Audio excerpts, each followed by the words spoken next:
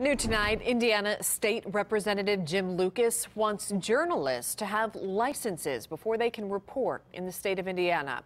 24-hour News 8's Eric Feldman went to Seymour to interview Lucas to find out why he wants the change. Eric. Well, Brooke, he says he's drafting a bill that he wants to propose at the start of next year, and he says the purpose is to raise awareness about constitutional carry. He believes it's unfair for handgun owners to need a license to carry in public. In order to get that license, you have to fill out an application, pay a fee, and submit fingerprints, which he calls unfair for a constitutional right.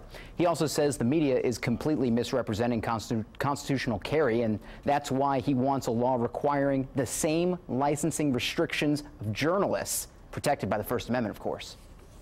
When you're carrying a weapon, you talked about it. It's an important responsibility. You need to be careful with it. You should be trained. You should be qualified. The same as a keyboard? But life or death is not at stake. But propaganda is. You know, when you look at history, throughout history, all the people, the tyrants, one of the major things that they've employed is propaganda.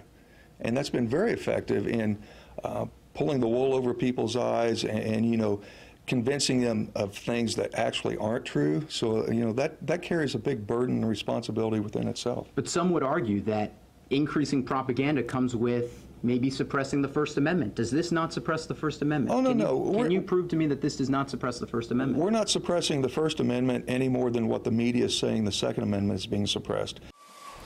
Representative Lucas says he wants ISP to certify journalists, even though the two fields are completely different. He said ISP would need training, but he didn't know how much or how it would be funded. We did reach out to ISP to see if this would even be feasible, and we'll let you know as soon as we hear back from them. I did ask Lucas why he's singling out journalists and whether politicians should need a license to serve too. He says that would be something to consider down the road. And then, what was maybe most interesting, he says if constitutional carry passed the Indiana legislature, this bill would be dead, quote, dying the death it deserves, end quote. I'm Eric Feldman, 24-hour News 8.